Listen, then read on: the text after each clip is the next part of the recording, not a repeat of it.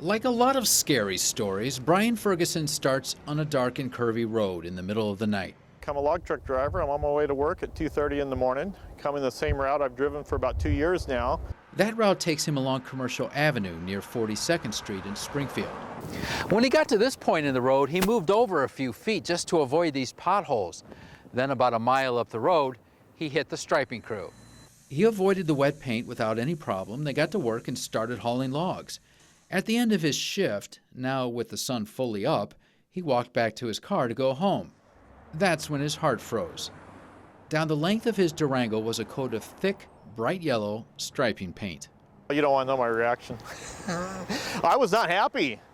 And he wasn't the only one. I got a little excited when I got off work. The exact same thing happened to Dan Reed, who goes the same way. Both men suspect they hit the paint on Commercial long before they saw the flagger.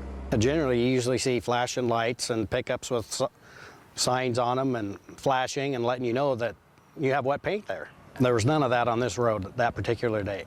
They both called Springfield City Hall and complained. At first, Ferguson was told not to worry and that at least a dozen other drivers had paint splashed on them that same day. They were very nice about it. It sounded like it was going to be a smooth process because I was one of many.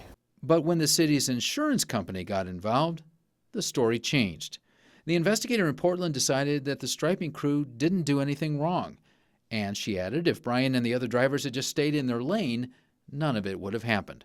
I would love to stay in my lane. That wouldn't have been a problem at all if I wouldn't known that paint was wet. But when I have a pothole that I can try to dodge at 2:30 in the morning and no traffic, I'm going to move over for it. Live, local, late breaking. That's when they decided to call KZI. We learned that the city of Springfield had contracted the striping job to Lane County Public Works, which said they followed all the right procedures. But then came a surprise. The day after I started asking questions, the city of Springfield had some good news for the drivers. Insurance is still not going to pay for them, but the city is going to pay for the repairs. City spokesman Neil Ladati says most of the claims were between $400 and $800. But I noted that Ferguson's estimate was closer to $4,000 and Reed's was over $2,700. And anyway, why should the city pay for damages that it didn't cause in the first place? The taxpayers of Springfield will pay for it. If Lane County were to pay for it, the taxpayers of Lane County would pay for it. That's an answer that doesn't sit well with Brian Ferguson, who notes the yellow paint is smeared all over the city. I hope that the city of Springfield is not going to pay the county to do this type of work. This is terrible. In Springfield, Bob Shaper, KEZI 9 News.